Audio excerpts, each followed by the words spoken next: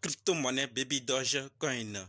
Cette monnaie s'associe à cet échangeur centralisé pour cet événement. Je ne sais pas si vous êtes déjà au courant ou pas, mais ne vous inquiétez pas, quand on va en parler tout de suite. Et ce n'est pas tout. Nous allons aussi parler des sites internet français, qu'est-ce qui se passe vraiment, et des Émirats arabes unis. Qu'est-ce que les autres demandent concrètement? Si tu veux en savoir plus, continue, ok? Salut, ici c'est la chaîne crypto-monnaie et investissement et sur cette chaîne parlons de deux thèmes, les crypto-monnaies en général et quelques business en particulier. Alors si ces deux thèmes vous intéressent, n'hésitez pas à cliquer sur s'abonner, activer la cloche de notification pour ne rien rater toutes les vidéos d'urgence et prenez place car il y a de la place pour tout le monde, y compris vous, quelle que soit votre position géographique, ok?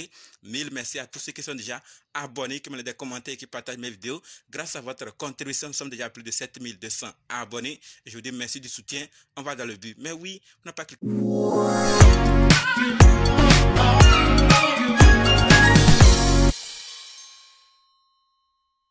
On commence avec cette nouvelle concernant les sites internet français. Et ce que nous devons savoir, c'est qu'on nous dit clairement que plusieurs sites internet du gouvernement français auraient subi des attaques DDoS par un groupe de hackers russes. Les sites internet concernés incluent notamment le tribunal administratif de Paris, le ministère français de la Santé et la Cour de cassation. L'attaque pourrait être liée à l'arrestation de Pavel Durov. Actuellement, tout est mélangé. Chacun dit ce qu'il pense.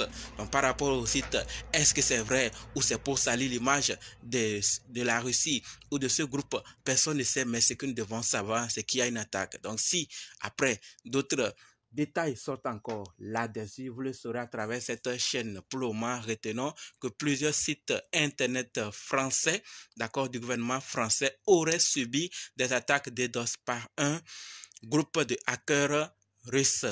D'accord? Qu'est-ce qui va se passer à l'avenir? C'est là que nous tous, on se pose la question. Parlons maintenant de la deuxième nouvelle qui concerne les Émirats arabes unis. Comme je le disais toujours, plusieurs sont en train de crier partout, d'accord, de parler, de donner leur point de vue, de demander ce qui se passe et ce qu'il faut faire face à cette arrestation, parce que plusieurs voient comme la cause immédiate, le point culminant de ce phénomène qui est en train de se passer dans le silence, la liberté d'expression qui est menacée. Qu'est-ce qu'on nous dit? Les Émirats arabes unis demandent au gouvernement français de fournir d'urgence au CEO de Telegram, Pavel Durov, tous les services consulaires. D'accord? Les services consulaires sont une série de prestations offertes par les représentations diplomatiques destinées à soutenir et protéger les intérêts à l'étranger. Cela va de l'assistance en cas de détention, de garde à vue ou de rétention administrative, de l'assistance dans le choix d'un avocat, de la fourniture d'informations sur les procédures judiciaires à l'étranger. D'accord? Prendre soin des citoyens, préserver leurs intérêts et leur fournir tout le soutien nécessaire sont des priorités absolues pour les Émirats arabes unis. Chacun fait pour mieux ou donner son point de vue. Durov, entrepreneur d'origine russe, est un citoyen émirati. Donc c'est ce qu'ils disent.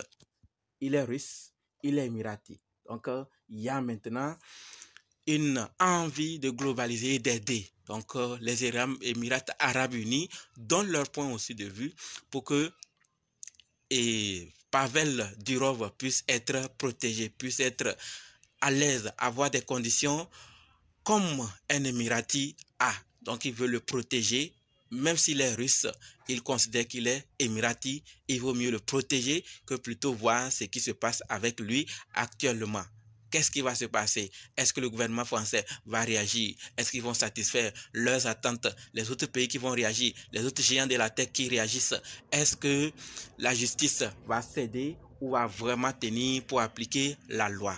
C'est l'avenir qui peut nous répondre. En attendant, parlons de cette nouvelle concernant Baby Dogecoin. Comme je l'ai dit, Baby Dogecoin s'associe à un échangeur centralisé. Et cet échangeur centralisé, c'est L-Bank. Comme nous le dit clairement, nous faisons équipe avec L-Bank Exchange pour offrir une expérience hors du commun à l'After Party Token 2049. Donc, ceux qui sont intéressés à participer à l'événement, les tickets sont ici, comme vous le voyez en image. On nous dit également que ce n'est pas seulement une fête. To the Moon, c'est une célébration de la culture crypto où les amateurs, de même les amis et les dégénérés se réunissent sous un même esprit ou toit pour une nuit inoubliable. Imaginez une atmosphère électrique remplie de nourriture, de boissons, de rires, de visuels sauvages et de rythmes qui font vibrer la blockchain. Que vous soyez ici pour trader, pour construire ou simplement pour vibrer, After Party to the Moon est l'endroit où les tendances les plus emblématiques des cryptos prennent vie. Alimenté par l'énergie du monde du Web 3. Attendez-vous à une nuit de moments viraux, de drops inattendus et à une communauté qui sait faire la fête et s'amuser. Préparez-vous à faire la fête comme une baleine crypto dans une mer de mèmes. D'accord? Voilà donc ce que je voulais partager par rapport à Baby Dogecoin. L'équipe fait tout pour être connue dans le monde physique comme dans le monde numérique. Et ils sont en train de faire des actions qui confirment vraiment qu'ils ne sont pas là pour rigoler. Ils ont renoncé avant-hier.